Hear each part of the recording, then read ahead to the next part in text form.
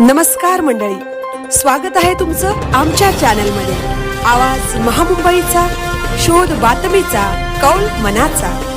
चला तर मग आमचे चॅनल लाईक करा, शेअर करा आणि सबस्क्राइब करा। धन्यवाद।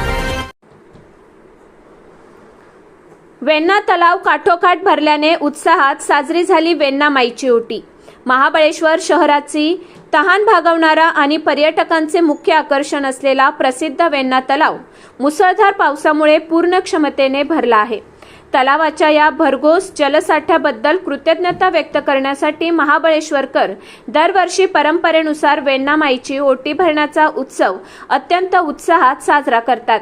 याही वर्षी हा कार्यक्रम तितक्याच भक्तिभावाने पार पडला। वेण्णा माईचे पूजन आणि कृतज्ञता। स्थानिक नागरिक आणि व्यावसायिक वेण्णा तलावाला मातेचा दर्जा देतात। वरुण राजाची कृपा कायम राहो आणि पर्यटन हंगाम सुफल संपन्न हो या भावनेतून वेण्णा माईची विधिवत पूजा केली जाते। पुरोहितांच्या मंत्रोच्चाराच्या गजरात तलावाच्या काठावर वेण्णा माईला साडी, खण आणि नारळ अर्पण करून ओटी भरण्यात आली।